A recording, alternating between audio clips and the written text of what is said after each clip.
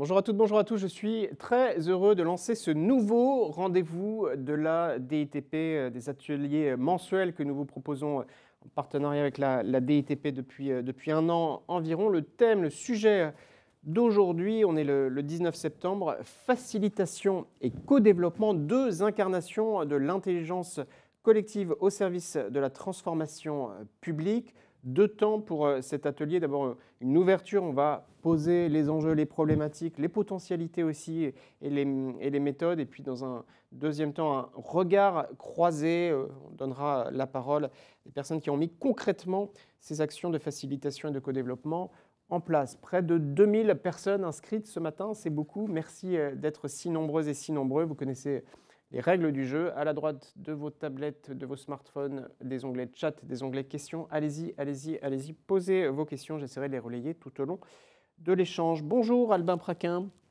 Bonjour Sylvain. Vous êtes chef du pôle facilitation au service innovation et participation citoyenne de la DITP. Thierry Lambert, délégué interministériel à la transformation publique, devait ouvrir cet atelier. Il a un agenda un petit peu contraint. Merci de poser les enjeux pour lancer l'atelier. Avant la table ronde dans une dizaine de minutes. Première question, quand on parle de facilitation, quand on parle de co-développement, de quoi parle-t-on? Quels sont les sujets? Quels sont les enjeux? Merci beaucoup Sylvain, très heureux de prendre la parole ce matin pour vous parler d'intelligence collective. Thierry Lambert s'excuse, mais effectivement c'est un sujet extrêmement important, assez structurant. Aujourd'hui, effectivement, la conception des politiques publiques doit de plus en plus, bien sûr, partir du besoin des usagers, partir du besoin des agents, mais de plus en plus s'ouvrir dans son élaboration, dans son exécution, même dans son évaluation. Et du coup, il y a un vrai enjeu d'associer, d'embarquer les parties prenantes. Et très concrètement, derrière cet embarquement des parties prenantes, il y a l'enjeu de l'intelligence collective, c'est-à-dire très concrètement de la capacité à mobiliser des outils, des méthodes, des pratiques qui vont permettre à un collectif de taille variée de traiter ensemble une problématique très concrète sur un temps limité. Et donc, l'intelligence collective, de ce point de vue-là, est le terme un peu générique.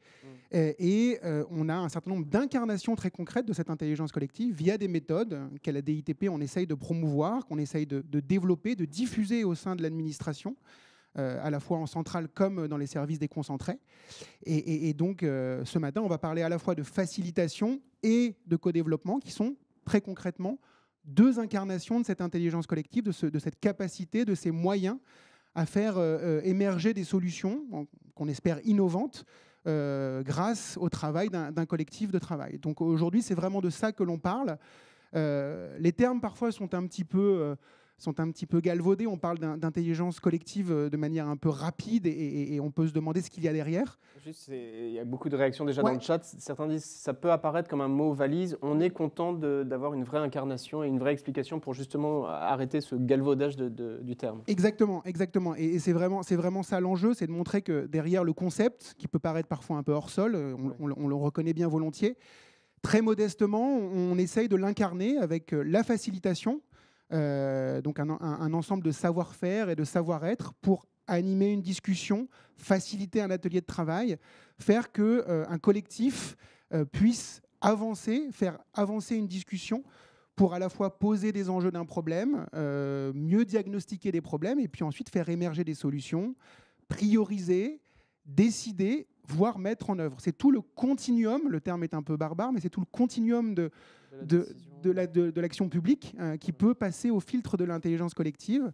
Et effectivement, on a la facilitation, on a le co-développement, mais d'autres incarnations pourraient être citées. On n'en parlera pas ce matin, mais la médiation de projet, le coaching d'équipe sont d'autres méthodes d'intelligence collective. Donc voilà, c'est vraiment quelque chose de très concret que nous, on essaye d'incarner dans des outils, dans des méthodes au quotidien pour que ça soit approprié par les agents publics. Alors justement, on en est où de cette diffusion, de cette infusion? Quelle appropriation de ces méthodes, facilitation, co-développement, dans les organisations publiques aujourd'hui? Est-ce que ça infuse? Est-ce qu'il y a des impacts et des plus-values? Alors on le verra dans la table ronde, mais on en est où de cette prise en main de ces outils? C'est une dynamique qu'on essaye de renforcer vraiment au quotidien.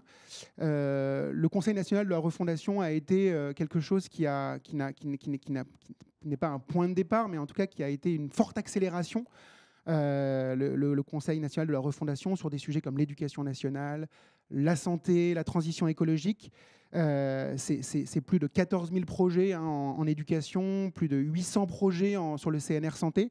Donc ça a été vraiment une amplification de cette dynamique d'embarquement des parties prenantes, de capacité sur le terrain à faire travailler ensemble les acteurs publics et donc les acteurs publics de la fonction publique d'État, mais aussi les collectivités territoriales, la société civile, parfois les entreprises, les citoyens directement. Donc il y a vraiment une dynamique qui s'amplifie. Aujourd'hui, nous, on essaye de diffuser ces méthodes via à la fois un produit de formation. Oui. Donc très concrètement, aujourd'hui, on forme les agents à la facilitation, au co-développement. Sur la partie facilitation, pour vous donner quelques chiffres, quelques ordres d'idées, on aura un peu plus de 500 agents de la fonction publique d'État formés à la fin de l'année. On en a déjà presque 300 qui ont suivi nos formations de 2 jours. On a une communauté de facilitateurs aujourd'hui, de facilitateurs de l'État. C'est aujourd'hui environ 400 personnes et c'est à peu près le même ordre de grandeur sur la partie co-développement. Donc ce sont des premiers résultats. On est conscient qu'il faut encore amplifier la dynamique. Mais on essaye de diffuser cela et de faire surtout que ce soit approprié partout, en centrale comme en déconcentré. Et on s'appuie aussi beaucoup sur nos laboratoires d'innovation publique dans les territoires, qui sont des relais extrêmement efficaces pour porter ces méthodologies, les diffuser et accompagner les agents dans leur bonne appropriation et bonne utilisation. Continuez à poser vos questions. Une question sur les compétences. Quel besoin de compétences pour animer les ateliers de travail? On en parle après. Alban Praquin, sur l'offre de services, la manière dont vous intervenez, vous venez de l'évoquer, hein, vous intervenez sur des enjeux de formation, c'est ça? D'animation de communauté, d'accompagnement de projet? C'est cela tout à la fois? Exactement. Pour être très, très clair, notre offre de services, entre guillemets, elle s'articule autour de ces 3 piliers que vous venez de citer. Hein. Donc la formation, très important. On peut faire des modules de sensibilisation, mais il y a déjà aussi un produit de formation, entre guillemets, de 2 jours qui existe sur la partie facilitation. C'est la même chose sur la partie co-développement. L'animation de communauté, c'est un petit peu le prolongement de cette brique de formation. L'idée est que les gens qui ont été formés puissent continuer à pratiquer, puissent continuer à se perfectionner, à se renforcer, et donc aider des terrains pour animer, pour faciliter, pour animer des groupes de co-développement. Donc ça s'adresse bien sûr aux gens qui sont passés par nos formations, mais ça s'adresse aussi à tous les agents publics qui sont déjà bien sûr formés et aguerris à ces méthodes. Et puis il y a un 3e pilier, après la formation et l'animation de communauté, c'est aussi l'accompagnement projet. On en parlera dans la 2e partie de l'émission avec 2 projets très concrets.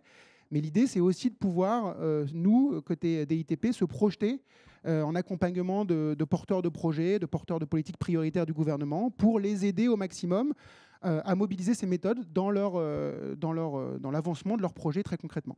Quelles sont les suites? Qu'est-ce que vous allez développer? Qu'est-ce que vous allez continuer de porter sur ces enjeux qui sont, on le voit, essentiels?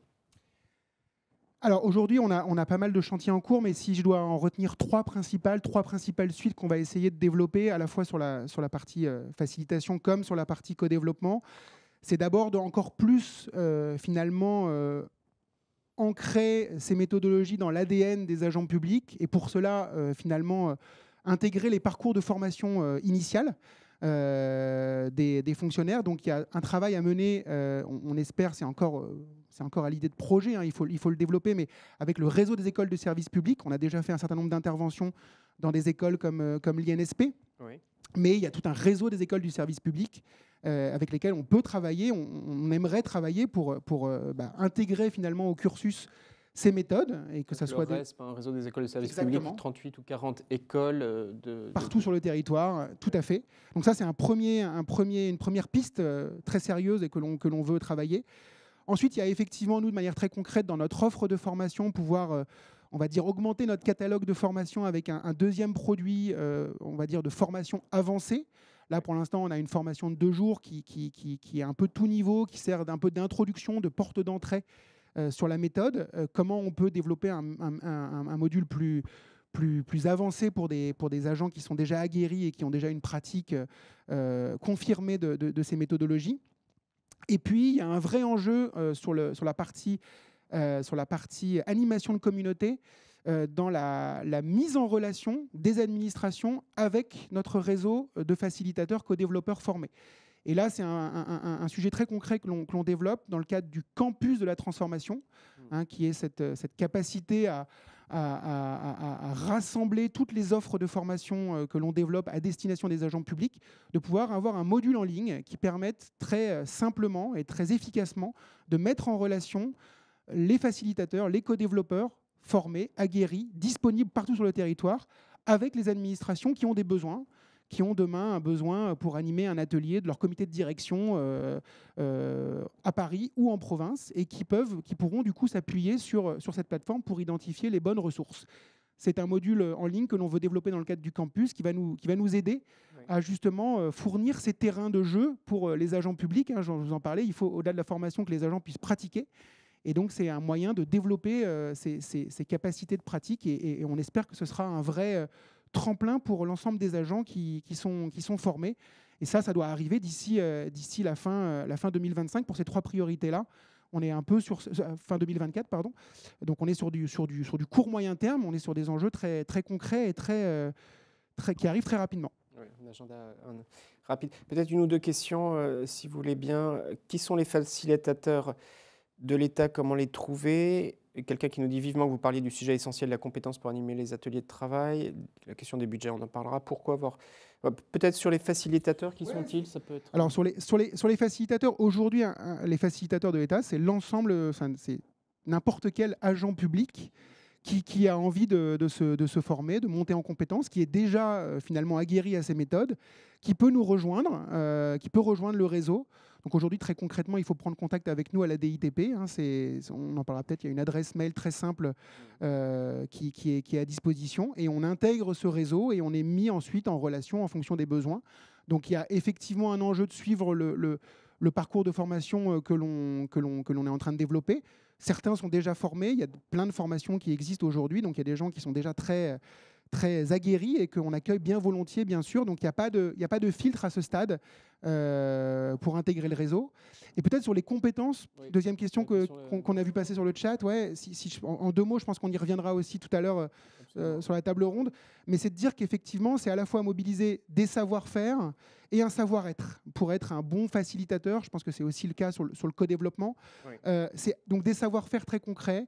Comment on va travailler une commande, comment on va concevoir un dispositif, comment on va mobiliser les bons formats d'atelier pour le jour J, comment on va ensuite réaliser l'atelier, le restituer, donc un certain nombre de savoir-faire que l'on partage, que l'on développe, et puis aussi des enjeux de posture. C'est ce que j'appelle le savoir-être. Quand on anime un atelier d'intelligence collective, quand on le facilite, il y a un subtil mélange entre posture haute et posture basse, comme on dit dans notre jargon. L'idée étant de pouvoir à la fois être en posture haute sur la méthodologie, on est le gardien d'une méthode, gardien d'un temps, gardien de consignes, et puis sur le fond du sujet, s'en remettre aux experts qui sont autour de la table et être en capacité de fluidifier la discussion, de pouvoir faire émerger les points de convergence, également les points de divergence s'il y en a, pour arriver finalement à quelque chose, à la proposition, à l'émergence de solutions. Donc c'est bien ce subtil mélange savoir-faire, savoir-être qui est au cœur des compétences d'un facilitateur. Monsieur, je rebondis sur une remarque du chat, Jean Harifon, qui dit c'est avant tout une question de posture. Voilà, vous l'avez dit. C'est très important. Il y a tellement de réactions. Département. Bonjour, je travaille pour le département du Rhône. Comment devenir facilitateur? Donc vous l'avez dit, on se tourne vers vous. Vous prenez des gens, en dehors de Paris, tout exactement. le monde peut postuler. C'est notre dispositif, alors pour être très concret et très transparent, il s'adresse d'abord à la fonction publique d'État, mais la fonction publique territoriale est aussi bienvenue dans nos dispositifs. On accueille des gens de communes, de régions, de départements, donc les gens peuvent venir vers nous, on les réorientera et on les réorientera bien pour qu'ils puissent développer ces compétences-là, sans souci. Très, très clair. Merci beaucoup Albin Praquin. Peut-être un mot sur la table ronde, le regard croisé qui va s'annoncer. On l'a préparé ensemble. Il était important de donner la parole à nos 4 intervenants sur ces 2 sujets, sur le jeune et écran et puis un sujet plus lié à l'éducation. Ça dit beaucoup des méthodes, des problématiques que vous avez évoquées. Effectivement, l'enjeu là, c'est aussi de vous montrer que très concrètement, dans des projets très concrets, très palpables, ces méthodes sincères sont utiles et permettent de faire avancer les problématiques et les réflexions. Et donc, c'est très important pour nous d'illustrer et d'incarner pour ne pas rester hors sol et avoir l'impression qu'on est sur des maniements de grands concepts, mais qui n'impactent jamais le réel. Ce n'est absolument pas le cas. Le réel est impacté, les choses bougent. Et donc, on est très heureux de pouvoir échanger et présenter ces 2 projets qui sont vraiment des incarnations concrètes. Et on remercie beaucoup aussi les intervenants porteurs de projets pour leur temps et pour leur capacité d'incarnation. Et leur engagement, ils en parlent très bien, vous allez voir. Donc, un sujet lié à la commission Jeunes et Écran et un sujet lié du côté du rectorat de Poitiers. Exactement, éducation nationale, tout à fait. Merci beaucoup Albin Praquin. Merci. On salue Thierry Lambert qui était retenu par voilà, donc Albin Praquin, vous avez ouvert cet atelier, vous êtes chef du pôle facilitation au service innovation et participation citoyenne à la DITP. Peut-être rester à proximité, s'il des questions un peu précises dans le chat viennent, vous pourrez intervenir. Merci beaucoup la régie. Basculons sur la table ronde, voilà la slide, vous avez les intervenants, donc vous voyez Thierry Lambert qui n'était pas là, mais vous voyez les 4 autres intervenants. De retour pour cet atelier facilitation et co-développement, 2 incarnations de l'intelligence collective au service de la transformation publique. Merci de continuer à nous suivre. Vous êtes près de 2000 en direct. Si vous nous suivez en replay, vous pouvez revoir l'ouverture de cet atelier par Albin Praquin, chef du pôle facilitation au service innovation participation citoyenne à la DITP. Je présente mes intervenantes. Et la régie, on a un petit retour son sur le plateau, donc peut-être couper le retour. Élise Charlet, bonjour. Vous avez le micro, chef de projet au pôle intelligence collective, service innovation, participation citoyenne à la DITP. À vos côtés, Christine Gruber-Collin, bonjour. Vous avez le micro aussi, un micro devant vous. Vous êtes directrice de projet au pôle coaching, co-développement et campus de la Transfo, service innovation et participation citoyenne à la DITP. Bonjour Carole Bousquet, merci d'être là, rapporteure pour la commission Jeunes et Écran au ministère de la Santé et de la Prévention. Et Mathilde Fouchereau, merci d'être venue jusqu'à nous, inspectrice d'académie, inspectrice pédagogique régionale de lettres. Et vous êtes responsable du Centre académique recherche, développement, innovation et expérimentation au rectorat de Poitiers. C'est bien ça. Peut-être je vous propose un premier tour de table sur votre approche, votre définition de la facilitation et du co-développement. Ensuite, un focus d'une dizaine de minutes sur l'un de vos 2 projets, puis un autre focus. Et puis ensuite, dans un dernier temps, on sortira un certain nombre de méthodes qui marchent. La régie, si on a un autre micro pour Albin Praquin, je ne sais pas si c'est possible qu'il puisse éventuellement intervenir, mais un peu plus tard. Démarrons peut-être avec ce projet éducation. Est-ce que Christine Gruber-Collin, peut-être vous pouvez en préciser les enjeux, ou Mathilde Fouchereau, peut-être pourquoi avez-vous fait appel au co-développement, quels étaient les attendus, puis vous nous expliquerez à la DITP comment vous avez avancé.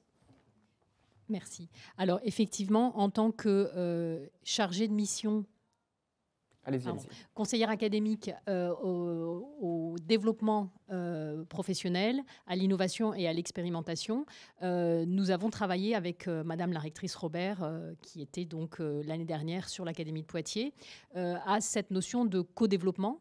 Et lors de la journée académique de l'innovation, nous avons fait appel effectivement au soutien de la DITP pour qu'elle nous présente lors de 2 ateliers la notion de co-développement et qu'elle puisse s'adresser à tous les agents qui sont investis sur l'Académie de Poitiers dans l'innovation et l'expérimentation, cette pratique d'intelligence collective.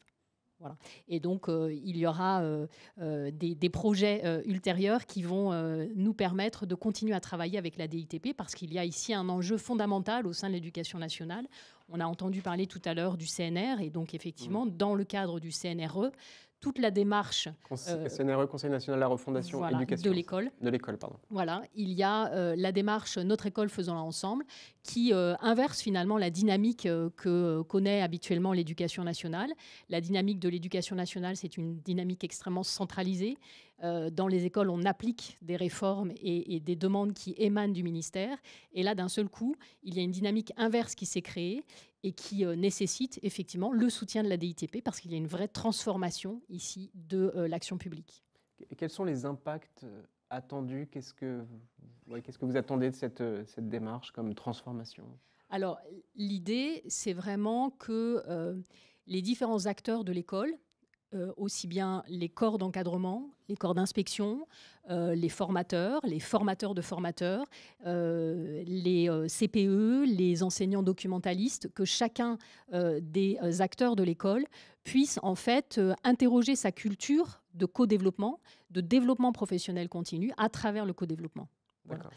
Comment est-ce que je fais pour m'intégrer dans un collectif? On sait que, par exemple, des données de l'OCDE montrent que dans le système scolaire français, il y a une manière de travailler qui est assez en ligne d'eau, assez individualiste. Hein, on n'est pas vraiment dans le collectif. Or, il y a une corrélation entre le bien-être au travail et finalement cette capacité à s'insérer dans un collectif. Et donc, c'est un enjeu majeur de transformation de l'école, un changement de paradigme qui est vraiment très, très important. Et il faut accompagner les acteurs parce que ça n'est pas du tout, encore une fois, une culture qui est construite par l'expérience de nos enseignants et des chefs d'établissement et même de l'administration. Hein. Ce n'est pas simplement le corps enseignant, c'est aussi au sein de l'éducation nationale, les personnels administratifs. C'est apprendre, vous allez nous expliquer comment vous faites à travailler une approche plus systémique et une approche plus transverse, hein, c'est ça? C'est ça. Moins descendante, moins transmissive, qui fait du bottom-up et qui permet aussi de travailler de manière beaucoup plus horizontale. D'accord. Vous nous expliquerez comment ça marche. Est-ce qu'il y a des freins aussi? Non pas pour expliquer les freins ou les éventuelles résistances, mais montrer les méthodes que vous mettez en place pour les contourner et pour embarquer, parce que sur cette problématique-là, embarquer tous les acteurs dans ce changement est absolument nécessaire. Christine Gruber-Collin, côté DITP, comment vous travaillez? Quelles sont les conditions de mise en œuvre de cette approche de co-développement? Alors d'abord, la transformation... Parlez bien dans le micro, oui. D'abord, la transformation publique s'opère via les personnes, via les agents. Et donc, pour pouvoir ouvrir les portes du changement et de la transformation, il faut aller à l'intérieur des personnes, en fait. Donc, aller à l'intérieur des personnes, c'est ouvrir des portes qu'on peut appeler innovation, expérimentation, nouvelles formes de travail, nouvelles formes de prise de décision, de codécision. On est très, très fort pour effectivement écrire des tas de choses là-dessus. Tenez bien le Mais pour faire ça, effectivement, on a besoin d'un cadre, un espace dédié qui va créer les conditions de la confiance, qui va créer les conditions de l'alliance. Et donc, l'espace de co-développement, en fait, c'est d'abord ça.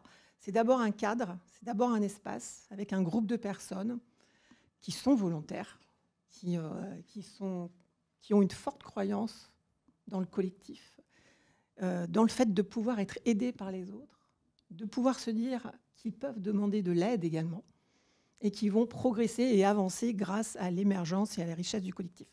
Donc c'est déjà ça, c'est déjà un groupe. Mais quand on a un groupe et une volonté de faire groupe, ça ne suffit pas.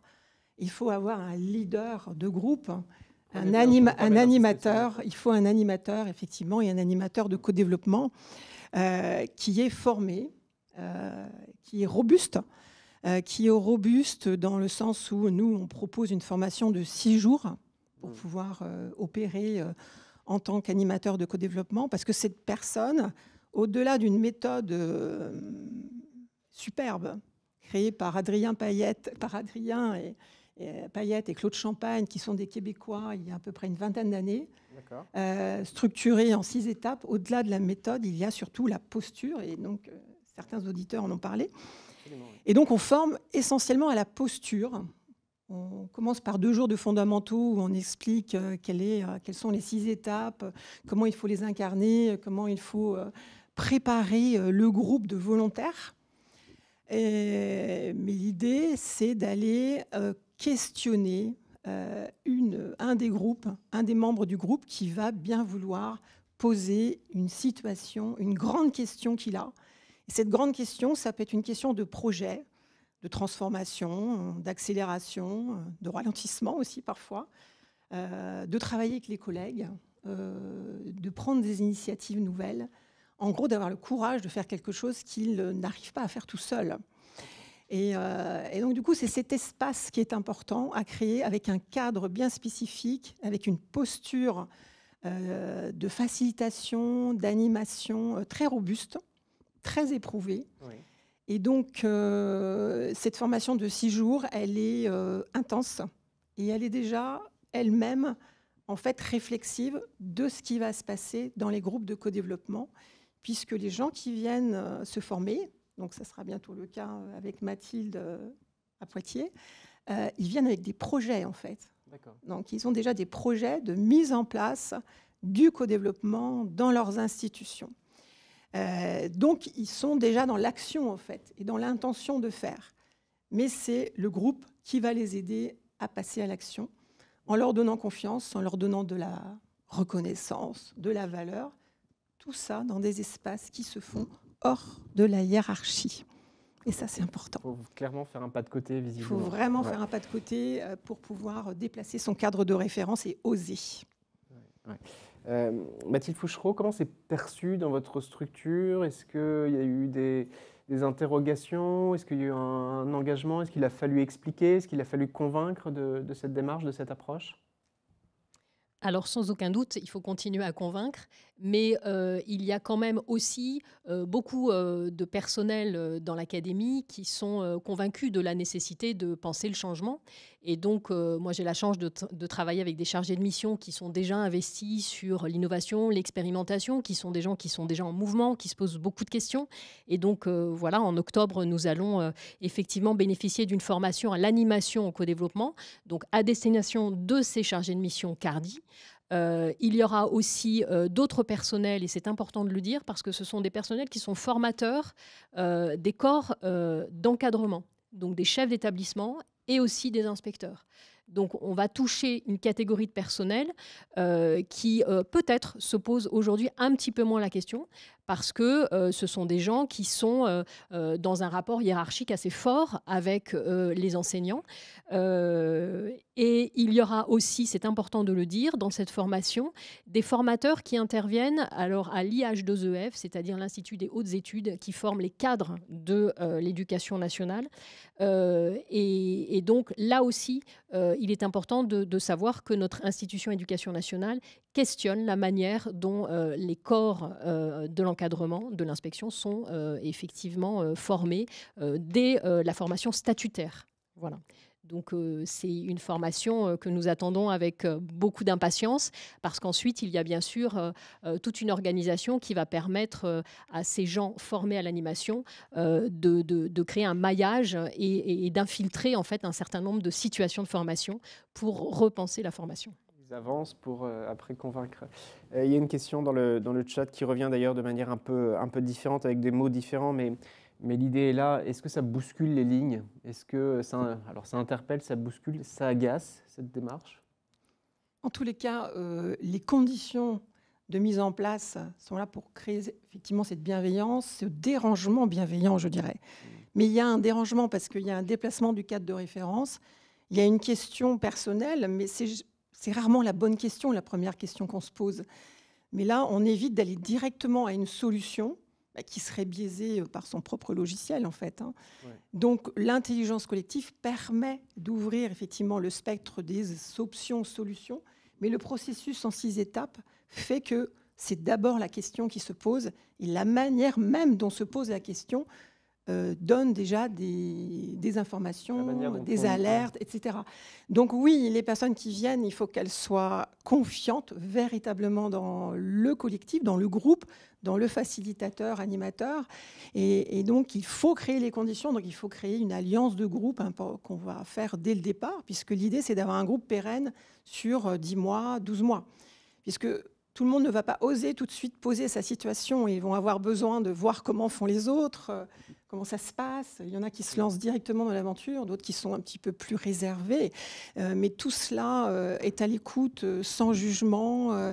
Et vraiment une approche qui est très douce, en fait, mais qui dérange quand même et qui bouscule, parce que l'idée, c'est de faire passer à l'action. Et franchement, en 1h30, pour une situation posée, on sort avec des options, on sort avec des envies et une intention de faire autrement. Et ça étonne toujours les gens que ça puisse se faire aussi rapidement. Mais c'est tout le soin qui a été apporté en amont et toute la force du leadership du facilitateur qui va faire que ça va être rendu possible. D'accord. Voilà. Je prends deux, trois remarques pour présenter votre projet. Madame Wurtz, dans l'Académie de Lille, des groupes de codev sont déjà proposés aux cadres. Un échange interacadémique pourrait être intéressant. Vous validez? Avec plaisir. Ouais. Oui, oui. Et il y avait une personne qui disait que... Voilà, Véronique Join, que je salue, je me demande si le plus difficile, au-delà de se former aux méthodes, si le plus difficile, c'est pas de convaincre nos cadres dirigeants, donc au niveau direction, au niveau corps préfectoral, je vais y arriver, pardon, qu'on ne peut plus envisager de transformation sans utiliser l'intelligence collective et partir du besoin. Voilà, convaincre le plus haut niveau, c'est aussi nécessaire. Bon, je continue à prendre vos questions, puis on y répondra. Focus sur ce deuxième projet, si vous voulez bien. Carole Bousquet, vous êtes rapporteure pour la commission Jeunes Écran au ministère de la Santé et de la Prévention. Élise Charlet, vous êtes chef de projet au pôle intelligence collective de la DITP. À vous la parole. Peut-être, Carole Bousquet, si vous voulez bien démarrer. Pourquoi aviez-vous fait appel à la DITP? Pourquoi avoir pensé ce temps d'intelligence collective avec les élèves? Oui, merci. C'est une démarche qu'on a eue en tête assez rapidement. Donc, la commission dite écran, en fait, c'est un groupe d'une dizaine de spécialistes co-présidé par 2 personnes de la santé, mais qui inclut aussi des experts du monde de l'éducation, de la recherche, du droit, du monde associatif, à qui le président a confié cette mission un peu folle dans le délai imparti, de dire quelque part quel est l'impact aujourd'hui des écrans sur nos enfants, comment peut-on qualifier ce qu'on a déjà fait en leur direction et que me préconiseriez-vous de faire à l'avenir ? Le tout étant demandé avec non pas un corpus très théorique, même si il était attendu qu'on dise ce que la science peut affirmer sur la réalité des bénéfices ou à l'inverse des difficultés posées par les écrans, mais de pouvoir de façon très concrète et applicable recommander des principes d'action au pouvoir public. Donc c'est un sujet qui est à la fois très vaste, complexe, puisque quand on parle d'écran, il y a beaucoup d'outils. Ensuite, il faut parler des contenus, il faut parler des usages. Selon l'âge des enfants, évidemment, les problématiques ne sont pas les mêmes.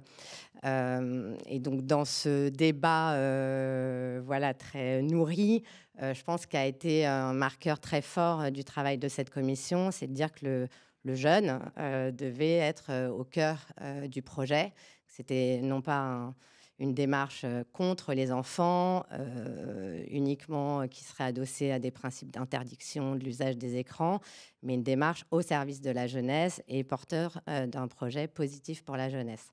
Donc une fois qu'on a dit ça, qui est quand même un élément qui a permis à la commission d'aller au bout, en dépit aussi de ces divergences de points de vue, on s'est dit qu'il y avait 3 écueils à éviter. Le premier, c'était d'avoir uniquement un débat de spécialistes. On a fait 300 auditions de tout un tas de gens qui ont fait plein d'études, d'analyses, etc., mais qui reste un débat de spécialistes, avec sur un sujet comme celui-ci quand même beaucoup de représentation et d'idéologie.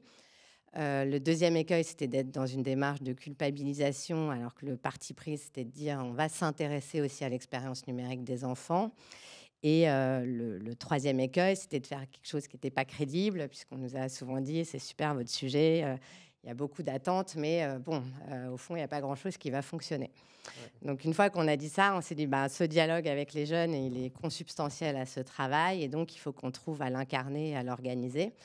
Évidemment, personne n'était spécialiste de l'animation, du recueil de la parole des jeunes et de l'émergence de solutions, d'où le fait qu'on se soit rapproché de la DITP, qui est toujours capable, dans des délais très courts et très contraints, de proposer des choses très utiles. Donc, on avait 2 objectifs. Je pense que le premier, c'était... on a plein de chiffres, statistiques, etc., sur les usages, mais voilà, d'aller un peu au cœur de ce qu'est le quotidien de ces jeunes par rapport à ces écrans, et puis de voir si eux-mêmes, ils nous aidaient à prioriser ce qui était très, très important et sur lequel il fallait absolument agir, ce qui était quelque part plus acceptable. Et puis 3, savoir si eux avaient des propositions de solutions. Et c'est vrai que beaucoup dans la commission disaient finalement les jeunes sont beaucoup plus conscients des risques, etc., que parfois même leurs parents, les adultes qui les entourent, ce qu'on a pu largement vérifier. Donc on a réuni à peu près 80 collégiens sur une journée. On a choisi des enfants de 13 ans puisqu'ils ont globalement tous un portable dans le cartable. Et ils sont à un moment où... de leur développement, en tout cas, où la question de l'appartenance à une communauté, l'identification à leur père, etc., est très structurante plutôt que les modèles familiaux. Et on voit que les écrans jouent une part belle à ce titre. Et on sait que les parents ont souvent du mal à appréhender la problématique, souvent de façon un peu autoritaire. Du côté de la DTP, alors, donc cette journée, hein, vous l'avez dit, Carole Bousquet, concevoir, animer cette journée de travail pour associer 80, c'est ça, 80 élèves de 13 ans, c'est quoi, troisième, aux travaux de la commission Jeunes et Écran. Comment vous êtes intervenu côté DITP? Alors déjà, on a démarré par ce qu'on fait à chaque fois quand on a une sollicitation d'un temps d'intelligence collective ou même un projet. On a initié une phase de cadrage avec les membres de la commission pour comprendre quel était le contexte, quels étaient les besoins, et surtout s'assurer qu'un temps en intelligence collective, un atelier, était une bonne réponse par rapport aux objectifs qu'ils avaient. Parce que ça a été dit en introduction, la facilitation, c'est pas une baguette magique qui résout tout, qui est mobilisable tout le temps. Donc voilà. Donc une fois qu'on a vérifié ça, on a travaillé en itération avec les membres de la commission pour trouver le dispositif qui réponde le mieux avec le champ de contraintes qu'on avait, que Carole a rappelé ici, en essayant d'atteindre au maximum les objectifs fixés par la commission. Donc nous, on avait 3 objectifs principaux qui étaient d'arriver à recueillir la parole des jeunes à hauteur de jeunes, donc arriver à les faire s'exprimer dessus, identifier des constats, des points de convergence, des bonnes pratiques, et puis arriver à identifier ou les faire réagir sur des pistes de solutions. Pardon, ouais. À hauteur de jeunes, c'est-à-dire vous mettez à leur place Arriver, se mettre à leur place, arriver à capter vraiment leurs paroles sans présupposer de choses, en fait, quand on les écoute. Vraiment arriver presque avec une page blanche, de manière presque un peu innocente, pour venir écouter la parole de ces jeunes. Donc ça s'est fait en one-to-one, ça s'est fait avec plusieurs... Du coup, on a eu plusieurs points de vigilance, je pense, au moment de l'élaboration de ce dispositif, donc de cette journée d'atelier. Le premier, c'était vraiment que les jeunes se sentent légitimes à prendre la parole sur ces sujets-là. Le second, c'était d'arriver à garder leur attention et leur mobilisation tout au long de cette journée. Ça peut être quand même intense. Ça a fonctionné. Et le troisième, ça a été rappelé aussi, mais c'était la particularité de ce sujet. On parle de jeunes et d'écrans, mais arriver à embrasser toutes les jeunesses qu'on a. Pareil sur la thématique des écrans, le multi-support, il y a plein d'usages variés. Donc voilà, donc on avait un peu ces trois points d'attention en tête. Et donc, ça s'est traduit derrière par, en réponse à ça, des séquences assez courtes, assez rythmées, où on les a impliqués tout de suite. Donc, le fait qu'il y a eu des temps debout, des temps assis, des temps à plusieurs, des temps individuels. Ils ont pris tout de suite la main sur les post-it. Enfin, voilà, on les a vraiment mobilisés et impliqués durant toute cette journée. Et surtout, on a pensé tout le déroulé de cette journée dans une continuité. C'est-à-dire qu'au début, on est vraiment parti de l'expression, on les a fait s'exprimer sur leur vécu, sur leur réalité à eux, sur leur perception des choses, pour qu'ils comprennent bien qu'il n'y avait pas de bonnes ou de mauvaises réponses en fait, dans ce genre de moments, pour ensuite les amener, les mettre en situation de pouvoir proposer des pistes de solutions et les faire réagir sur des solutions qui avaient pu émerger des travaux de la commission. Et donc, c'est l'ordre des séquences, l'articulation entre ces séquences qui amène à un moment donné à une posture des jeunes pour pouvoir s'exprimer, proposer et les faire aussi mettre en discussion les différentes idées des uns et des autres. D'accord. Qu'est-ce que ça... Donc ça, c'était en début d'année, en janvier. C'était en mars, oui, c'est ça. Enfin, en début 2024. Carole Bousquet, Alors, qu'est-ce que vous en tirez comme enseignement? Qu'est-ce que ça a apporté comme plus-value dans cette démarche, dans vos travaux opérationnels? Je pense que ça a été une réussite et de perception de tous. Les jeunes eux-mêmes, voilà, au-delà d'avoir une journée de cours un peu différente de d'habitude, je pense ont eu le sentiment d'être considérés et ça les a aussi intéressés à ce qu'était l'action publique, enfin plus globalement à la façon dont les choses pouvaient se construire en tenant compte de leurs propres paroles. Et voilà, à l'échelle de ces jeunes, c'était un élément important. Je pense, comme l'a dit Élise, moi, ce qui m'a assez frappée, c'est que voilà, c'est un sujet sur lequel ça peut très vite déborder, d'une part, et d'autre part, qui manie aussi des points très sensibles. Voilà, quand on demande à une jeune fille de s'exprimer sur ce que lui fait un contenu pornographique qui déboule sur son WhatsApp devant ses copains de classe, c'est pas très évident. Et voilà, le fait que ce soit des petits groupes, qu'il y ait beaucoup de bienveillance, que, comme l'a dit Alban aussi tout à l'heure, à la fois il y a une posture haute et une posture basse, ça permet quand même de cadrer tout en laissant émerger une parole qui était finalement assez libre et sans qu'il y ait de malaise, y compris sur des sujets graves. Deux, je pense que ça a permis à la commission parfois de remettre aussi un peu dans l'ordre ces points d'attention.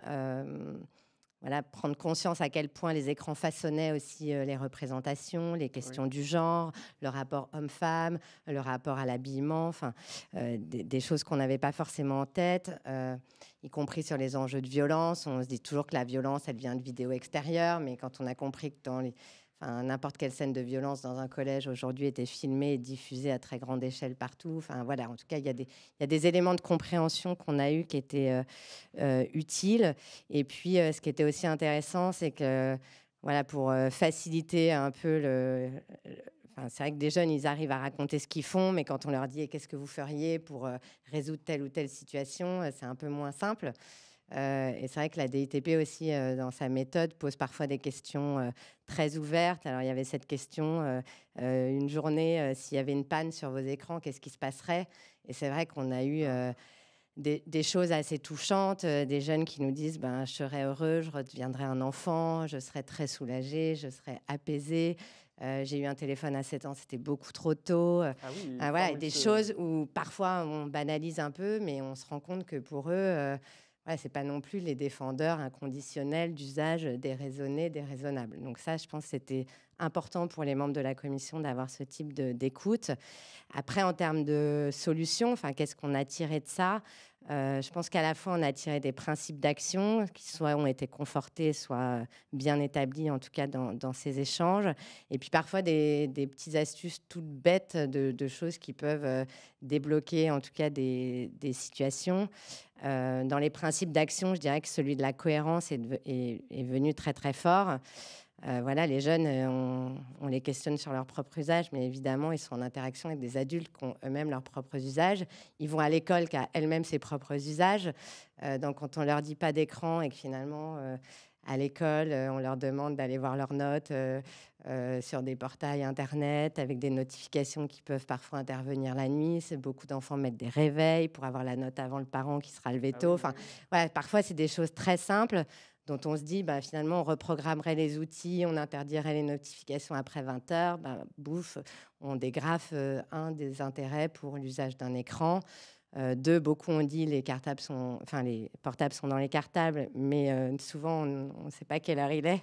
Et donc le fait de connaître l'heure est apparu comme un élément très très important de manipulation de son portable pendant les cours. Remettons des horloges. Voilà, c'est des choses parfois très très simples, mais qui peuvent déjà être un élément d'amélioration. Et puis voilà, quand on leur offre des tablettes ou des ordinateurs et qu'en même temps on leur dit pas bon les écrans, eux-mêmes et leur famille, ils savent pas tellement comment s'y repérer. Ou alors des enfants qui aussi disent quand je sollicite mes parents, ils sont sur Vinted, ils sont sur je ne sais quoi, je les agace parce que je les perturbe. Et donc tout ce qui est la déconnexion aussi, j'ai envie de dire de la société dans son entièreté, ça a été en tout cas un élément qu'on a voulu vraiment porter pour que la contrainte ne pèse pas que sur les enfants, mais que de façon plus systémique et cohérente, la société dans son ensemble puisse s'y adapter. Vous avez rendu le rapport, c'était en avril, hein, c'est ça? Un peu plus tard, Enfin, avant l'été. avant l'été, Donc il est consultable, parce que c'est une Exactement. question. Il est consultable sur en le ligne. site de l'Élysée. Peut-être Élise Charlet, dernière question, puis après on bascule sur les questions plus larges. Je vous redonnerai la parole parce que quelques questions pour vous, Albin Praquin. Pareil, voilà, vous avez porté tout ça, vous avez organisé tout ça sur la méthode, parce que c'est une question qui est posée. Donc vous avez expliqué, on pose les enjeux au début, on définit aussi un calendrier de rendu, ça s'inscrit dans un cadre temporel, c'est une question Avec la commission, enfin oui, dans le cas d'une sollicitation, oui, ça s'inscrit dans un calendrier. Alors là, en l'occurrence, les délais étaient assez rapides, mais ça peut s'étaler un petit peu plus sur le temps aussi. Donc il y a cette phase de cadrage. Ensuite, nous, on conçoit le dispositif d'animation avec des allers-retours, comme je l'ai dit, avec les commanditaires qu'on peut avoir. Et ensuite, il y a vraiment ce temps d'animation. Donc, soit c'est une journée, parfois c'est 2 heures, parfois ça s'étale sur 2 jours ou sur plusieurs étapes. Et ensuite, il y a un travail très important de restitution. Là, en l'occurrence, on a une restitution il y avait 2 volets. Donc, il y avait évidemment une partie restitution pour la commission, pour toute la matière qui avait émergé des ateliers, qu'elle puisse nourrir les travaux de la commission. Et puis, il y avait toute une partie de restitution pour les élèves et leurs professeurs, pour qu'ils puissent, que ça serve en fait de support à des futures discussions et échanges sur cette question-là à l'école. Donc voilà, donc c'est un peu comme ça que ça se déroule en termes d'étapes. Merci beaucoup. Est-ce que ça vous inspire quelque chose aussi? On voit que les méthodes, finalement, sont un peu les mêmes, même si les problématiques diffèrent. Voilà. Mais par contre, les méthodes doivent être complètement adaptées au projet. Peut-être, ou Madame Fouchereau, allez-y. Moi, les méthodes sont complémentaires, en fait. Mais l'approche est assez différente puisque dans le co-développement, on va s'adresser à une personne dans un groupe très restreint, 6 à 8 personnes simplement, et qui vont rester ensemble sur des séances sur 1 an à peu près, entre 6 mois et 1 an. Donc on crée une alliance de groupe qui va permettre effectivement de se donner l'audace de faire autrement, de questionner ses façons de faire, ce qu'on appelle la réflexivité managériale par exemple. Quand je fais ce que je fais, qu'est-ce que ça produit, quel impact ça a. Donc, c'est très intériorisé en réalité. Donc, c'est des petits groupes de confiance, mais il n'y a pas de restitution à un commanditaire. Ce sont des espaces de libre expression, d'entraînement, de mise en confiance. Et donc, c'est assez différent, mais c'est complémentaire. Ils peuvent passer d'ailleurs de l'un à l'autre sans aucun problème. Ça dépend de l'analyse de la situation au départ, en fait. Voilà. Mathilde Fouchereau, à vous écouter toutes les deux, enfin toutes les quatre, pardon, on voit que quand on lance un projet comme celui-là, il y a des choses qui interviennent, des réponses auxquelles on ne s'attendait pas. Là c'est le cas, on le voit. Il y a des surprises des fois qui permettent aussi d'avancer de façon concrète. Oui, en tout cas, ce qui est sûr, c'est que du côté de l'Académie de Poitiers, il y a à la fois donc une réflexion sur le co-développement, mais aussi sur la facilitation. Et cette facilitation, elle est aujourd'hui essentielle dans ce que j'évoquais tout à l'heure, à savoir le Conseil national de la refondation de l'école, et qui s'appuie en fait sur un principe de concertation. Et donc, la concertation, elle est supposée se mettre en place dans tous les établissements scolaires qui veulent s'engager dans une démarche Notre école, faisons-la ensemble. Et donc, on a besoin de la facilitation parce que c'est collectif, intercatégoriel. Ce ne sont pas simplement les enseignants qui se retrouvent, ce sont aussi les chefs d'établissement, les agents de l'établissement qui sont plutôt du côté technique, mais aussi parfois les parents d'élèves et les élus locaux. Et donc là, on est dans des effets de surprise, aucun doute, parce qu'il y a à un moment donné des gens qui se mettent à parler ensemble alors qu'ils n'ont pas forcément cet usage-là. Et donc, c'est qu'est-ce qu'on construit comme représentation de l'école et comme perspective pour faire avancer l'école tous ensemble. Donc oui, la facilitation, elle est nécessaire et elle réserve bien des surprises, c'est évident. Alors, plusieurs questions. Est-ce que la CNIL a participé à ce projet sur les écrans enfants ? Oui, bien sûr. Ils ont été largement sollicités puisqu'il y a beaucoup de questions de droit. La question de la protection des données des enfants est évidemment un élément très important de la réflexion. Et la CNIL est par ailleurs très engagée en tant qu'organisation sur l'avancement et le progrès au bénéfice des enfants. Donc oui. D'accord. Comment composez-vous, donc Corinne Parmentier, bonjour, comment composez-vous les groupes échantillons représentatifs ? quand on compose un groupe, voilà, comment ça marche? Donc vous l'avez dit, c'est des gens que vous sollicitez qui sont OK pour intervenir, mais vous allez, et ce sera la même question pour les 80 élèves. Alors déjà, c'est basé sur le volontariat. Nous, ce qu'on préconise, c'est que les personnes puissent participer à des groupes de co-développement en découverte, sans s'engager sur le long terme, pour voir ce que c'est. Donc, on propose aussi des séminaires de découverte du co-développement pour les managers. Oui. Donc, on crée aussi des concepts, des maquettes, des ressources pour que d'autres personnes puissent les utiliser et de les adapter au contexte qu'ils vont rencontrer. Donc, c'est d'abord rencontrer l'expérience de co-développement pour co-développer. Donc, c'est vraiment la rencontrer. Si ça convient, eh bien, on s'inscrit dans un groupe qui existe. On a quand même 350 co-développeurs dans la communauté interministérielle. Donc, si on nous demande l'appartenance à un groupe de co-développement, eh bien, en fonction de la région où elle habite la personne, on va en trouver un, en fait. Mais il y a effectivement cette notion de volontariat et surtout que les personnes qui appartiennent au groupe ne soient pas dans des relations hiérarchiques ou des relations d'autorité ou d'influence telles qu'elles ne pourraient pas s'exprimer librement. Donc ça, c'est très important. Sur les 80 élèves, alors même question, comment vous les avez sélectionnés, choisis? On n'a pas eu la prétention, j'ai envie de dire, sur ce format-là, de capter absolument tout ce qui serait représentatif. Encore une fois, le jeune, entre le nourrisson et la technoférence, l'enfant de 6 ans qu'on a envie de mettre devant des dessins animés et le collégien qui a son portable, on voit bien que les problématiques sont très différentes. En revanche, vu que les choses, j'ai envie de dire, y compris au plan scientifique, étaient assez établies sur la petite enfance, mais plus contestées, plus controversées sur la partie préadolescence et adolescence, c'est un choix de la commission, et puis y compris parce qu'à 13 ans, on est capable aussi de s'exprimer et d'avoir un regard sur ses propres usages. Ça a été un choix de mobiliser cette classe d'âge, voilà, qui est en frontière de collège-lycée et qui, quelque part, portait les germes, y compris de l'usage des réseaux sociaux, qui est quand même un des sujets absolument majeurs, y compris du point de vue de la santé mentale des jeunes. Une question sur la recherche de la diversité dans les personnalités, dans les profils auxquels vous associez. J'imagine que ça fait partie. Hein. Au sein d'un groupe ? Oui, au sein d'un groupe. Oui, tout à fait. Déjà là, on l'a vu sur les jeunes, mais effectivement, en fait, pour n'importe quel groupe, quand on fait un atelier, on essaie de trouver un équilibre, comme le disait aussi Christine, mais s'il y a de la hiérarchie ou pas, effectivement, l'expression des personnes n'est pas du tout la même. Si on a son chef dans le groupe, on ne va pas dire les mêmes choses. Donc ça, on y veille à l'avance. Souvent, il y a même quelque chose qui est préparé avant, en fait, la composition des groupes, en termes de nombre de personnes aussi. Au-delà de 10 personnes, c'est difficile, en fait, de s'exprimer dans un groupe et de faire tourner la parole. Donc oui, il y a une attention très spécifique à porter aux personnes présentes et à l'équilibre qu'on peut trouver dans les profils. D'accord. Il y a une personne qui souligne que pour les académies intéressées et sur les thématiques RH, vous pouvez contacter les facilitateurs du Lab Innov RH, lab-innov-rh-education.gouv.fr. C'est dans le fil. Peut-être Albin Prinquin, une réaction à ce stade. On voit que ces enjeux de facilitation, de co-développement, finalement, touchent toutes les politiques publiques, tous les sujets, toutes les problématiques publiques. Oui, complètement. Aujourd'hui, ces méthodes, ces outils peuvent être appliqués à tous les champs de l'action publique, tous les champs de politique publique.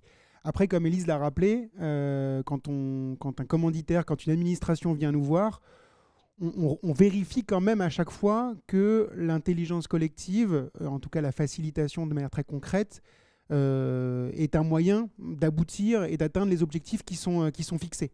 Parce qu'encore une fois, vous l'avez compris, nous, on est très convaincus, on est engagés, mais on veut aussi, on est aussi très, très, très modeste sur ces méthodes.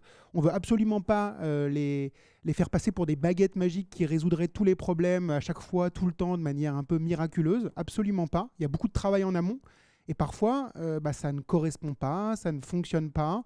Et on est capable de dire aussi aux commanditaires, c'est pas forcément le bon format, le bon timing, la bonne temporalité pour le faire. Et ça risque d'être problématique, voire de ne pas aboutir. Donc ça peut être déceptif pour tout le monde. Donc nous, on a aussi ça. Voilà, on est convaincu que ça peut s'appliquer à tous les champs de la politique publique, des politiques publiques, même sur le cœur régalien, on va dire, de l'État, hein, justice, intérieur, voilà, c'est évident. Mais effectivement, il y a tout un travail de précaution préalable qu'il faut bien avoir en tête et qu'il faut bien mener de manière très sérieuse avec les commanditaires pour que ça fonctionne au mieux.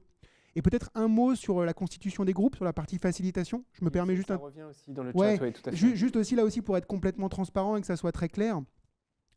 Sur certains exercices, on peut être amené à constituer des groupes représentatifs d'une classe d'âge, voilà, ça peut arriver si le commanditaire le demande et qu'on a les moyens de le faire en s'appuyant sur des gens dont c'est la spécialité et qui peuvent constituer ces groupes-là. Sinon, effectivement, on essaie de les constituer au mieux en fonction de ce qui est possible de faire. On est là aussi bien évidemment conscient qu'on introduit parfois des biais parce que voilà, là en l'occurrence, je parle sous le contrôle aussi de Carole, mais l'atelier des 80 collégiens, on n'avait pas la prétention de dire que ces 80 collégiens étaient représentatifs de la population des 3e en France, ça n'aurait pas de sens. Néanmoins, voilà, on a essayé de prendre là encore un certain nombre de précautions dans la constitution de ce panel pour avoir des regards différents, des jeunes qui venaient de milieux sociaux, de zones géographiques différentes. Mais voilà, on n'a pas toujours cette représentativité scientifique et on l'assume. Et les biais que ça introduit nécessairement, on essaye au maximum de les mettre en valeur pour aussi dire à nos commanditaires, voilà, là on a ça qui émerge de manière très forte de l'atelier, mais c'est à mettre au regard de la composition sociologique des gens qui se sont exprimés. Et donc ne pas monter trop rapidement en généralité certains points de sortie d'un atelier. Et c'est là que c'est important aussi, ensuite, de pouvoir travailler cette matière-là de manière plus globale pour que ce qui est sorti de l'atelier s'inscrive dans un tout et puisse alimenter une réflexion et pas forcément prise pour argent comptant avec une montée en généralité peut-être parfois un peu abusive. Je ne dis pas que c'est le cas, hein. Souvent il y a cette précaution-là et les administrations sont très prudentes. Mais voilà, il faut bien avoir ça en tête et en toute transparence mettre les choses très au clair sur ce point méthodologique. Merci beaucoup. Plusieurs questions. Gaël Brialy qui s'interroge sur le co-développement. Pouvez-vous, s'il vous plaît, donner des exemples concrets de mise en pratique pour créer l'alliance, le cadre de confiance au sein du groupe? Pour être plus précis, au bout de combien de temps faites-vous réellement une séance de co-dev avec le groupe sur la problématique d'un des participants? Il faut combien de temps pour organiser ça, pour que les personnes viennent visiblement en confiance? Alors, c'est tout l'objet des séances de découverte, oui. Donc, qui vont être très pédagogiques, qui vont vraiment axer sur les 6 étapes du processus. Qu'est-ce qu'on peut recueillir à chaque endroit? Quelle est la posture qui sera utilisée? Quel est le rôle? Parce qu'il y a 3 rôles dans le co-développement. Il y a animateur, facilitateur, bénéficiaire, demandeur d'une situation qui est problématique pour lui. Et puis, il y a les autres personnes qui sont les contributeurs consultants. Donc déjà, il y a une répartition des rôles, il y a une récolte des situations qui veulent donc être explorées dans le groupe de co-développement. Et ça, c'est bien de comprendre en amont comment ça fonctionne. Donc c'est pour ça qu'en général, on fait une séance à blanc, une séance de découverte. Et pour la première séance avec un groupe, on passe facilement 30 minutes avant pour faire ça. Et surtout, comme c'est un groupe d'apprentissage avant tout, parce que le co-développement, ça vient de l'apprentissage, on ne termine jamais une séance sans avoir vu pour chacun quel a été l'apprentissage, quel a été le ressenti, qu'est-ce qui a été confortable, moins confortable, pour réajuster aussi par rapport au fameux cadre d'alliance. On demande aux gens de quoi ils ont besoin pour être bien dans cette séance, en fait. Le cadre est remis en question à chaque fois. Et adapté. C'est ça, et adapté. S'adapte aux problématiques, aux interlocuteurs. Il n'est pas présupposé, en fait. Vous êtes évidemment d'accord, Élise Charlet? Oui, en fait, le cadre, effectivement, en facilitation, c'est la même chose. Le cadre qu'on pose au départ de bon fonctionnement de l'atelier, et en l'occurrence de même plusieurs séances dans le cadre du co-développement, c'est vraiment indispensable de le poser au départ et qu'il soit partagé et complété par les personnes présentes. Parce que c'est vers ce cadre qu'on se réfère tout au long de l'atelier ou des différentes séances de co-développement si à un moment donné on en sort ou si les règles ne nous vont plus. Donc pour que toutes les personnes autour de la table, et on l'a vu, parfois on compose les groupes comme ils arrivent, donc les personnes ne se connaissent pas forcément à l'avance, où on a une multiplicité de profils, il faut que ce cadre soit vraiment partagé et que tout le monde soit bien au clair dessus. Mathilde Faucheroy, il y a une question plutôt pour vous. Vous évoquiez sur l'implication du top management. Comment avez-vous composé avec le top management du rectorat? Est-ce qu'il a, la question vient parce que vous l'évoquiez dans votre propos initial. Il s'est impliqué, il vous a fait confiance, il s'est... Alors, en fait, je ne sais pas si je comprends bien la question, mais il y a eu de toute façon une volonté très forte de la rectrice l'année dernière, voilà, Madame Robert, Bénédicte Robert, de rapprocher en fait le CARDI, mais aussi, je pense, toutes les formations. Le CARDI, c'était... Donc, CARDI, c'est le Centre académique pour la recherche, développement, l'innovation et l'expérimentation. Oui. Et donc, le CARDI, mais aussi, je pense que vous travaillez avec la représentante de ce qu'on appelle la DAFPE, la formation des personnels de l'encadrement. Je pense que la DITP a été mise en contact avec différentes personnes sur le rectorat, au niveau des ressources humaines aussi. La DITP est en relation avec les responsables de la DRH. Et donc, voilà, là aussi, la rectrice a pensé à un maillage intercatégoriel, en fait. Et donc, nous poursuivons cette activité, sachant que moi, j'ai aujourd'hui aussi des fonctions au sein de l'EAFC en tant qu'adjointe du directeur. Et donc, je travaille sur le pôle du développement professionnel continu des enseignants et des personnels administratifs, techniques, santé sociale, etc. Et donc, voilà, on cherche vraiment à répandre, encore une fois, ces démarche d'intelligence collective sur différents échelons et différentes catégories de personnel. Je ne sais pas si j'ai répondu à la question. Oui, tout à fait. Oui. Oui. C'était sur la rectrice, mais dont je ne me souvenais plus du nom. Valérie Sordini, y a-t-il des psychologues du travail dans vos intervenants des ITP? Cela me semble, nous dit-elle, un minimum. Oui, pour être praticien du co-développement, effectivement, on a quand même beaucoup de coachs, de psychologues, de médiateurs, des gens qui travaillent dans la relation, qui sont habitués à ça.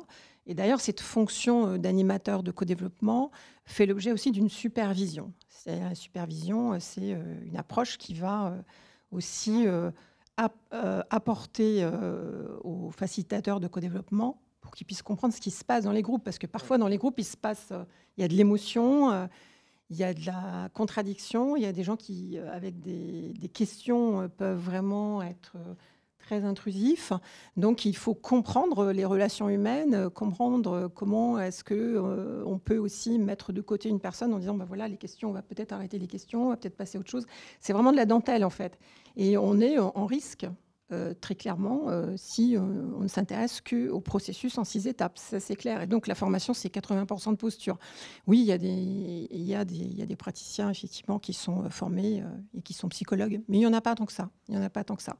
Et on veut quand même que ça soit ouvert à des personnes qui font de la transformation, qui sont directeurs de projet, qui sont chargés de mission et qui s'intéressent à ça, puisque rien de ce qui est humain ne nous est indifférent, dirait Terence. Une question pour vous. Alors, plein de questions. On nous demande de rappeler les 6 étapes, mais peut-être... Je me tourne vers vous, Carole Bousquet, sur la suite. Donc, rapport remis avant l'été. Vous en êtes où aujourd'hui? Comment vous intervenez maintenant sur cette problématique? Bon, évidemment, l'actualité politique a conduit, en tout cas, sur la phase. Enfin, je pense que pour la commission, qui est encore très vivace dans son collectif et qui sera un poil à gratter assez longtemps pour être certain que les choses avancent. Encore une fois, il y a tellement d'attentes, c'est très transpartisan. Enfin, c'est un sujet dont la légitimité n'a pas vraiment été démontrée, donc qui fait l'objet de beaucoup d'attention. On a en tête que les administrations, notamment centrales, sont en train de recruter des directions de projet. Voilà, mais après, c'est un sujet éminemment interministériel. Évidemment, il y a des sujets de régulation du secteur économique qui sont très, très fondamentaux. Puisque un des partis pris de la commission, c'était de commencer par là, c'était de dire que avant de mettre la responsabilité sur les enfants, les parents, les familles, les devoirs d'éducation, il fallait aussi se poser la question du développement d'outils qui sont parfois contraires dans leur essence et dans leurs objectifs même à l'intérêt des enfants. Donc il y a un cadre européen extrêmement riche depuis quelques temps, auquel la France est très attendue. Donc Bercy, dans ses fonctions de régulation en tout cas, est très impliqué. La santé évidemment, les enjeux autour de l'enfance, autour de l'éducation nationale. Donc c'est un sujet très interministériel.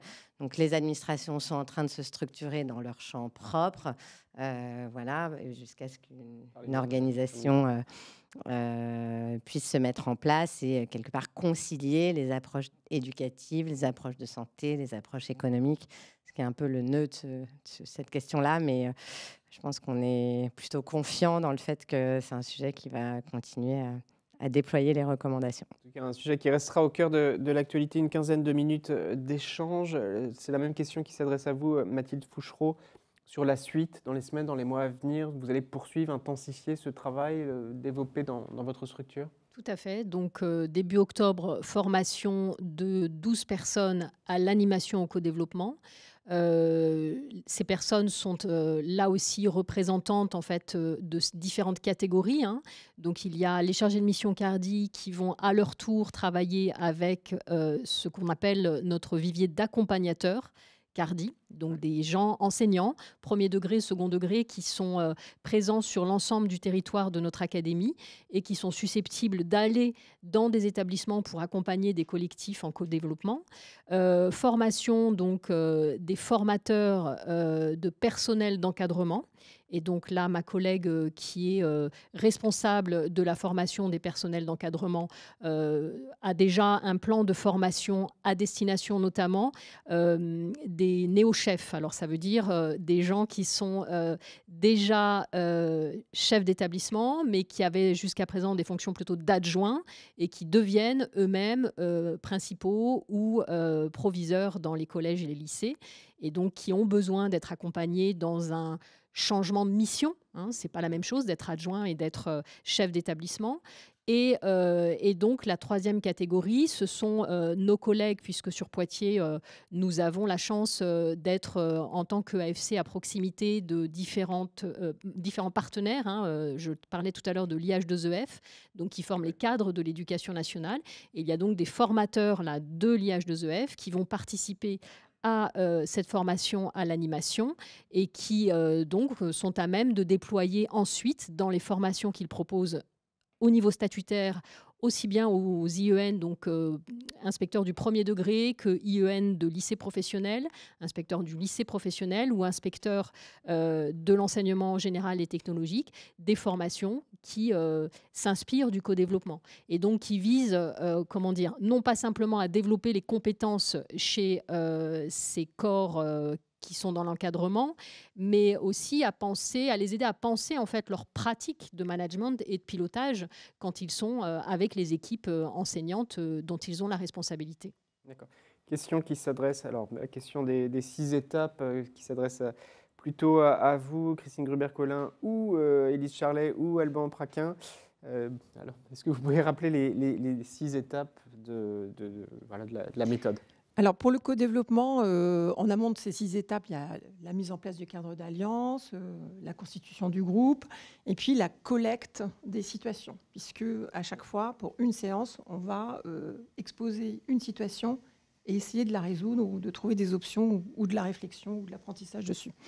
Donc la première étape, c'est celle où la personne va s'exposer, en fait, va exposer sa grande question, la question qui lui dit je ne peux pas continuer comme avant. Il y a quelque chose qui fait que ça ne peut pas continuer comme avant. Donc je vous expose ma situation. Donc c'est une position où on met quand même pas mal d'émotions dans le système, avec beaucoup de vulnérabilité. C'est pour ça que ça doit être protégé, ça doit être cadré.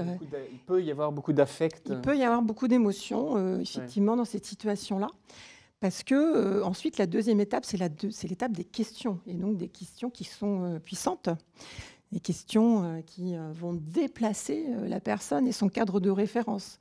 Donc il faut qu'elle soit bien au courant avant que ça va se passer comme ça et qu'elle est contente d'être challengée ou d'être dérangée de manière bienveillante. C'est ce qu'elle veut, en fait, elle vient pour ça. La personne, elle vient pour ça. parfois, pour être confirmé aussi dans son projet. Ça peut être aussi pour être confirmé. Mais en tous les cas, il va se passer quelque chose qui va, en approche systémique, émerger de l'interaction collective. Et c'est ça tout l'intérêt, parce que ça nous donne une preuve vivante et réelle que le collectif, oui, ça nous amène autre chose. Ça, c'est donc la deuxième, les questions. Questions de clarification, on appelle ça, c'est donc que des questions ouvertes, que des questions puissantes, que des questions exploratoires, et pas des questions du genre « vous n'avez pas déjà essayé de faire ça ». Par exemple, c'est ça, c'est une question interdite. Ensuite, la personne, elle a déplié son sujet avec les participants, qui sont des pairs. Et le fait d'avoir déplié son sujet, ça lui a, comme une carte, ouvert des territoires non encore connus. Et donc, du coup, elle va poser sa demande de soutien, d'aide, d'appui, de challenge, de défi, de réflexion sur un plan plus large. Un plan beaucoup plus large. Et là, on dit que c'est la période, c'est la phase de contractualisation. Donc, on va demander un contrat. Est-ce que vous voulez bien m'aider à ouvrir tel sujet ou à confirmer telle chose ou à me proposer des options? Et ensuite, les contributeurs consultants dans la 4e étape sont en général très, très heureux d'être dans une position de conseil, de préconisation, d'option, parce que c'est là qu'ils vont démontrer tout leur savoir, parce qu'avant, non, en fait. Ils vont montrer qu'ils savent beaucoup de choses, qu'ils ont des expériences, qu'ils ont des témoignages, qui peuvent même aider en vrai, en fait, c'est-à-dire faire une proposition d'entraide, d'appui, de ressources, etc. Ça, c'est la 4e, qu'on appelle la consultation. La 5e, on laisse un peu, en général, on fait une pause à ce moment-là pour que la personne puisse effectivement commencer à réfléchir toute seule. On la met à part sur comment ça pourrait finalement, tout ce qu'il a compris, tout ce dont il a pris conscience, comment ça pourrait prendre forme, comment ça pourrait se mettre en action. Mais pas des actions forcément extraordinaires, mais des petits pas, des premiers petits pas. Donc là, il commence à écrire ce qu'il prend dans les propositions, ce qu'il prend moins ou qu'il ne prend pas tout de suite, et qu'est-ce qu'il va faire dès le lendemain de manière très intentionnelle sur ses actions. Donc il y a un premier plan d'action qui sort. Il n'est pas encore très élaboré, mais c'est très important de prendre ses premiers pas en situation directe par rapport aux émotions qui se sont passées. Il y a une intention qui va s'ouvrir. Et puis le dernier, c'est l'étape de clôture et d'apprentissage et de co-apprentissage, puisque comme on considère qu'on est avec des pairs, tout ce qui est arrivé à cette personne, tout le processus qui s'est déroulé devant tous les participants, il est aussi très apprenant pour les autres participants. Et donc c'est pour ça qu'on appelle ça le co-apprentissage. D'accord. Voilà. Merci beaucoup. Vous validez, forcément, vous êtes d'accord, dit Charvet. Oui, tout à fait. Sur la partie co-développement, a été un petit peu étonnant. Sur la partie co-développement, en facilitation, on n'a pas d'étapes, on n'a pas 6 étapes précises en fait à suivre. Je dirais qu'il y a 3 grands temps. Le premier, c'est un temps vraiment d'ouverture. Donc, on l'a dit, ouverture, inclusion, poser le cadre de bon fonctionnement de l'atelier. Il y a une phase où on vient poser la problématique et on cherche des solutions pour y répondre. L'idée, c'est vraiment à la fin d'atterrir sur des choses concrètes, des actions, des choses qu'on va mettre en œuvre, que chacun reparte de la même manière avec son prochain petit pas. Et enfin, une phase de clôture. Mais au milieu, il peut y avoir différentes étapes, des allers-retours, des étapes individuelles, collectives. Il n'y a pas si grande partie à suivre, contrairement au co-développement. Beaucoup de questions. En Codev, peut-on faire la première séance en brise-glace? On ne parle pas du tout. Alors, on ne va pas parler de brise-glace, on va parler plutôt d'inclure, c'est-à-dire inclure toutes les personnes dans un système groupal où il va se passer plein de choses fortes. C'est de l'inclusion qu'on fait en amont. On fait une inclusion à chaque séance. On fait un cadre d'alliance à chaque séance. On fait un recueil des situations à chaque séance. On fait les 6 étapes à chaque séance. On se dit au revoir. Et quand est-ce qu'on se voit la prochaine fois?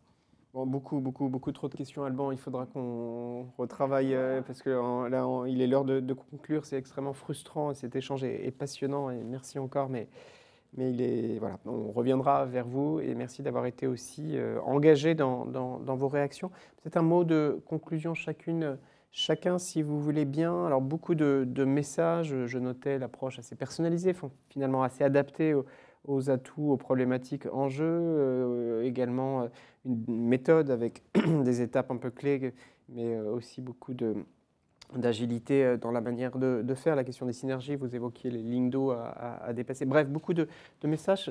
Quels sont les enjeux sur lesquels vous voulez insister, peut-être Mathilde Fouchereau, en conclusion pour les managers, les décideurs, les agents, beaucoup d'agents, aussi de personnes qui se destinent au métier de la fonction publique.